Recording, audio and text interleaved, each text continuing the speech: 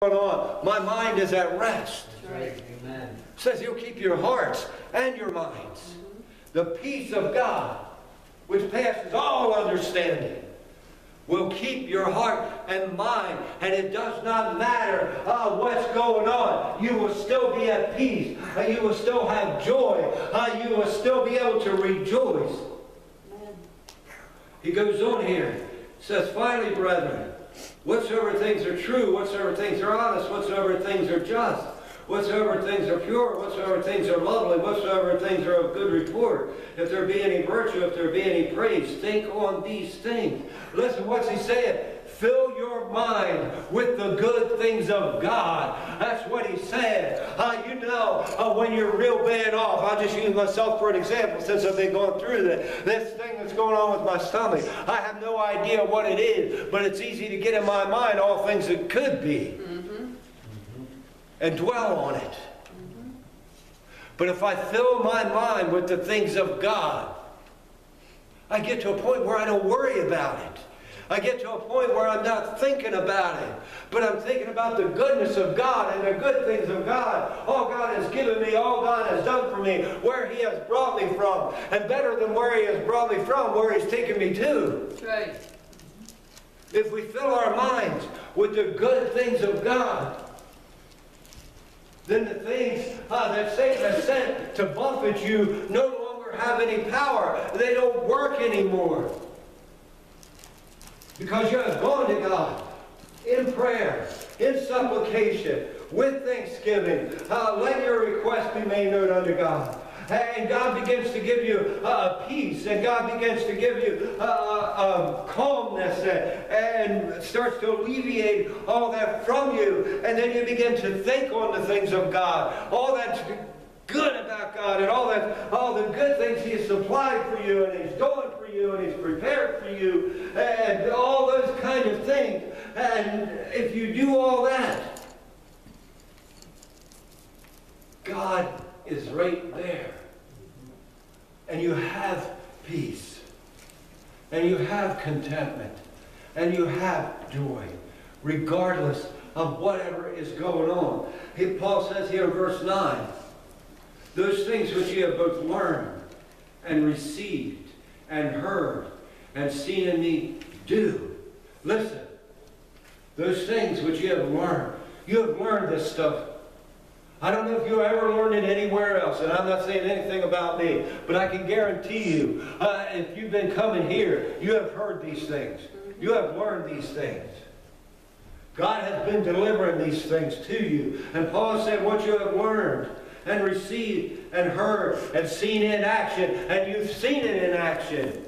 He said, if you'll take these things that you have learned, these things you have heard, these things that you have seen going on, if you'll take these things and you will do them, then what happens? The God of peace shall be with you. Amen. That's a promise of God. You all know this. God cannot, does not, will not lie. God said He's going to do it, He's going to do it. And He said, and again, broken record, I know. There's a key to every promise of God. If you do, then I will. And what did He say? You come to Him in prayer and supplication. You come to Him with thanksgiving. You let your requests be made known unto God. You begin to fill your mind with the good things of God. Don't focus on your problem. Don't focus on the issue. Don't let your mind go off of what might be, could be, probably will be, whatever. But fill your mind with the things of God. And He said if you do all that, then you start doing what God has been telling you to do. What you have heard, what you have learned, what you have seen. If you apply those things, He said, if you do all these things, I'll guarantee you, He says, this is my words, not His, but it's a promise of God. He said, if you do that, the God of peace shall be with you. He will be with you. Jump down to verse 11 of that chapter. Not that I speak in respect of want, for I have learned, in whatsoever state I am, therewith to be content. Thank you, Jesus. It don't just happen. Thank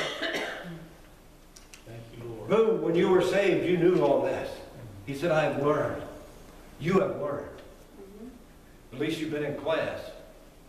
Maybe you were writing notes to somebody and not paying attention and you didn't learn anything. I'm telling you.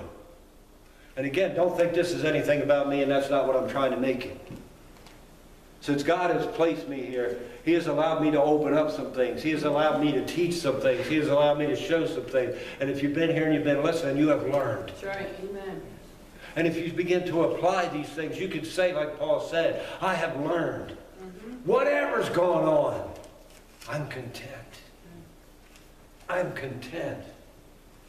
Because I have learned who God is.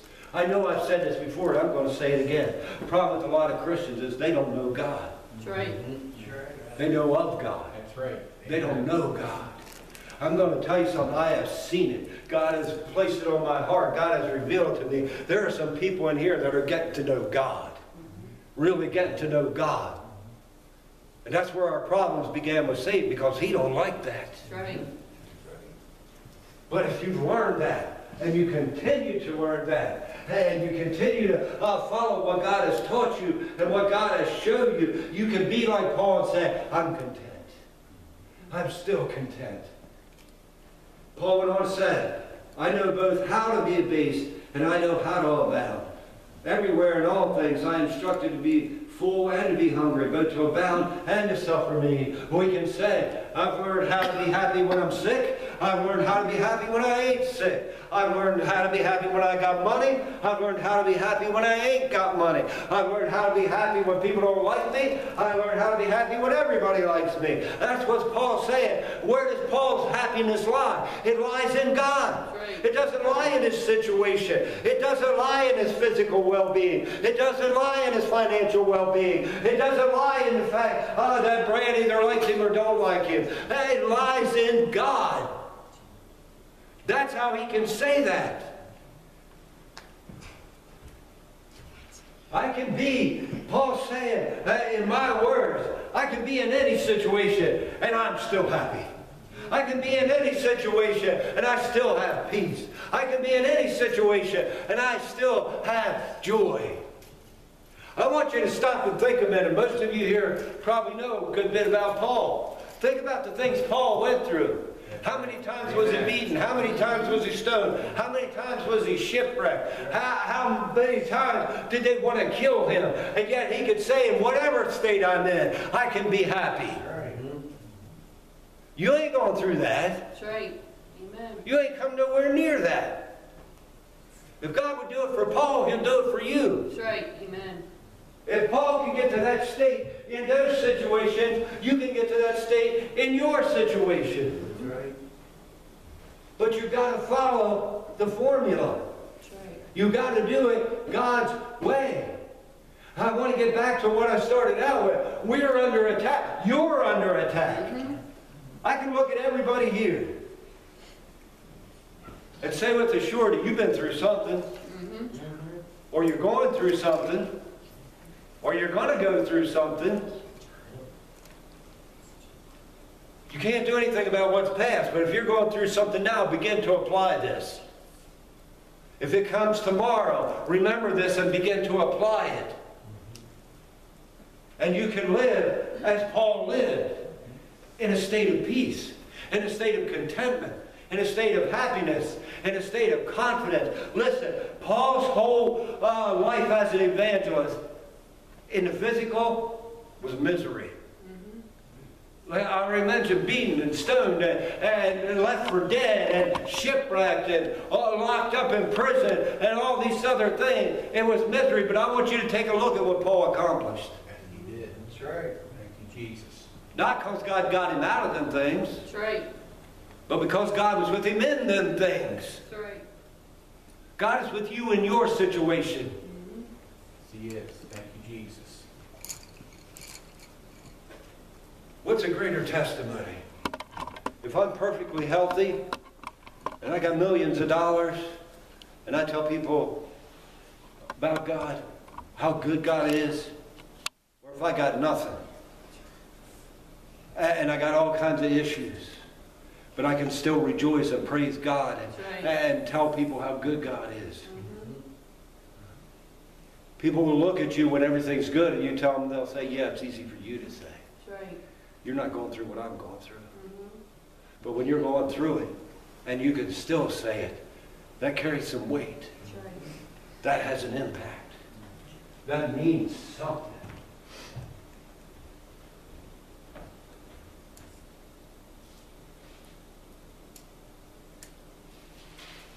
But 2 Corinthians chapter 4, beginning at verse 6.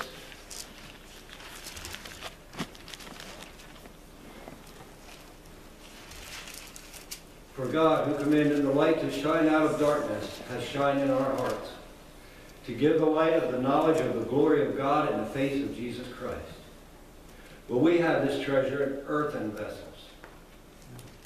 that the excellency of the power may be of God and not of us. We have this power. I said earlier, you are the repository of the power of God on earth. But that power is in earthen vessels. Weak flesh. Flesh that's been affected by sin. Flesh that is going to get sick. Flesh that is going to get problems. Flesh that is going to go through things. We have that power in earthen vessels. And because these earthen vessels are so far less than perfect, because they have issues, because they've been affected by sin, because they get sick, because they go through things, that means that anything good that comes from us, any power that we can show, anything that we can accomplish, it's evident that it's God and not us. Listen to how he says it. But we have this treasure in earthen vessels, that the excellency of the power may be of God and not of us. I talked a little bit last week, that Gary kind of brought up again in Sunday school, about how God uses people differently and shows himself differently. But it all comes back to one thing. It's about God. Right. That God, in your infirmity, in your sickness, in your poverty, in your troubled life, will display his power in a way that it doesn't affect people if everything is good for you. Do you understand what I'm trying to say? God can display his power so much better in a weakened, imperfect, sickly, poor, ragged body than he can in something that looks to the world to be perfect. So because of these things, God can manifest his power in a way that is more evident to the world than if everything were good, than if everything were hunky-dory, than if everything were fine. He said we have this treasure in earthen vessels, that the excellency of the power may be of God and not of us. And he goes on. We are troubled on every side, yet not distressed. Amen. How many of us can say that? Amen. Amen. That's an amazing thing. When trouble seems to come from every direction. I said this earlier, but it seems like it's just one thing after another, after another, after another, and yet we're not distressed. We're not brought down by it. We are perplexed, but not in despair. Persecuted, but not forsaken. Cast down, but not destroyed. Good, amen. I want to tell you again, look around. Some are being perplexed. Some are being distressed. Some are being destroyed by the buffet that they're taken from the thorn into flesh that Satan has put upon them. That's why there are so many that are not here. I'm going to say it. You can judge me if you want to judge me. There are people, yeah, that got the sniffles, but they could be here. Mm-hmm. Yeah. But they focused on that instead of on God. I told Peg earlier this morning, I got to be careful not to judge people. It's hard. But to me, if you love the Lord and you're able, you're going to be in God's house. That's right. Amen. You're not going to let a stubbed toe keep you out of God's house. But when Satan comes along with that thorn and he begins to pound you with that thing, well, my nose has been running for a week.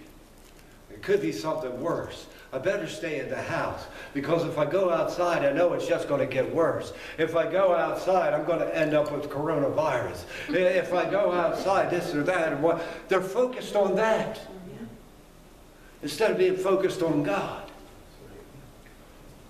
And I know there are people who legitimately are so sick they can't do it, but there are people who are not. And let's just get real honest. There are people who are just lazy. There are people who put other things before God. That's right. There's all kinds of things that keep people out. But all of those things are Satan with that thorn. Just jabbing and jabbing and jabbing and jabbing. And Satan wins because they're not looking to God.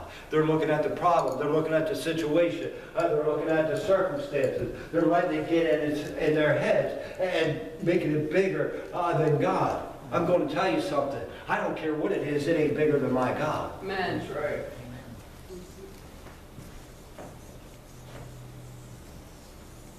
Paul said, we are troubled on every side, yet not distressed. We are perplexed, but not in despair. Persecuted, but not forsaken. Cast down, but not destroyed. Always bearing about in the body the dying of the Lord Jesus, that the life also of Jesus might be made manifest in our body. Those weaknesses in our body just serve to manifest all the more the power of God.